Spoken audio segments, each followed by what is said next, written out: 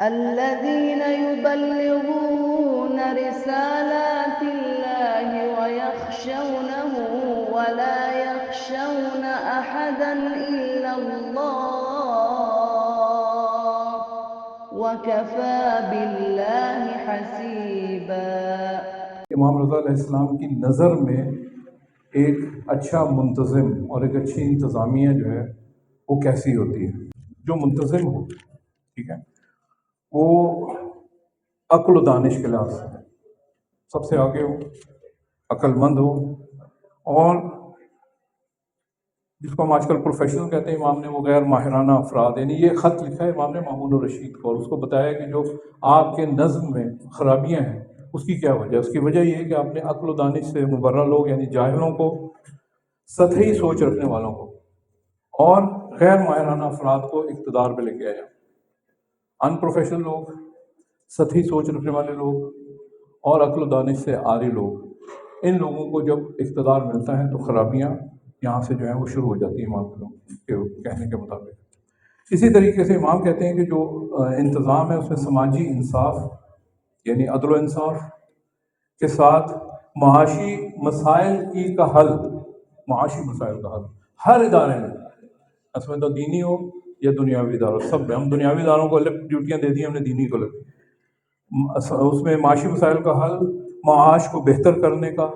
اور ظلم کا خاتمہ، یہ چار چیزیں امام نے بتائی ہیں کہ یہ ایک کسی بھی ادارے کو بنانے کے لیے اور منتظم کو انہی چیزوں کے لیے کام کرنے کی جو ہے وہ ضرورت ہے۔ منتظم کے لیے امام کے قول کے مطابق اس کی نفسانی تربیت کا وہ خود اہتمام کریں، جب وہ خود، اور امام نے اپنے عمل سے بھی یہ ثابت کیا تھا، جب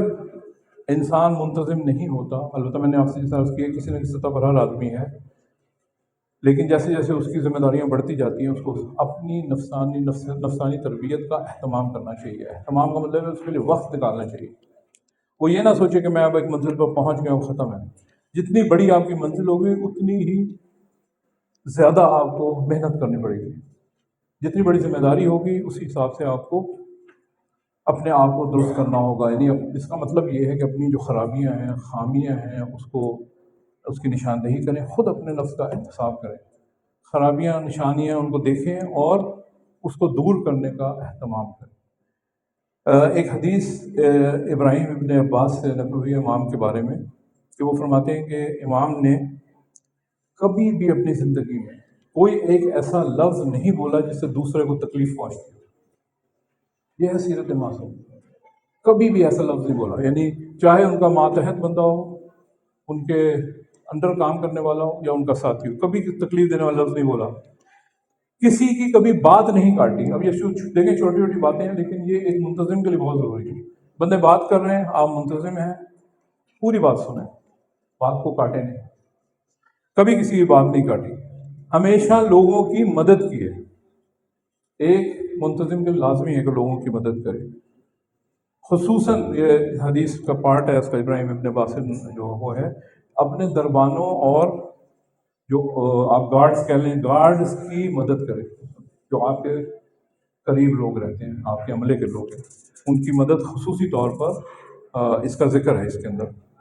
تو لہٰذا یہ چیزیں ہیں، اور بس اب بات کو میں اختتام پہ لے کے جاتا ہوں، باتیں تو بہت ساری تھیں کہ امام کی ایک اور حدیث بھی جس میں آپ نے کہا کہ 5 اخلاقی خوبیاں ایسی ہیں یا 5 خوبیاں ایسی ہیں جو کہ ایک منتظم میں لازمی ہے، اور اگر وہ اس میں نہیں ہے یا ان میں سے کوئی ایک نہیں ہے تو پھر اس سے کسی اچھائی کی آپ توقع نہ کریں۔ اس کی تفصیل میں نہیں بیان کروں گا، وہ پھر آپ خود ہی اس کی تشریح اور تفصیل کو دیکھ لیں۔ صرف 5 خوبیاں بیان کر دیتا ہوں جو امام نے حدیث میں موجود ہیں۔ وہ ایک ہے اس کی خاندانی شرافت، اس کے اچھے اخلاق، اس کا پائیدار کردار، اس کی روحانی عظمت اور اس کو اللہ کا خوف۔ یہ 5 خوبیاں جو ہیں وہ امام نے بیان کی ہیں۔ تو لہٰذا یہ چیزیں ہیں، اور بہت ساری چیزیں سادہ زیستی ہیں اس میں کہ اللہ تعالیٰ، انہوں نے امام نے فرمایا کہ جو منتظم ہو وہ سادہ زندگی گزارے، سادہ لباس پہنے، سادہ کھانا کھائے، سادہ جو ہے وہ گھر میں رہے، اس طرح کی چیزیں بھی یہاں پر آئی ہیں، اس کی حکمتیں آپ سب سمجھتے ہیں۔ بہرحال میری باتوں میں ختم کرتا ہوں کیونکہ مجھے معلوم ہے وقت کی نزاکت ہو چکی ہے اس وقت، باقی علماء سے استفادہ کرنا ہے۔ بہرحال یہ ایک مضمون کی شکل میں انشاءاللہ جلد آپ کے سامنے ساری چیزیں آ جائیں گی حوالوں کے ساتھ۔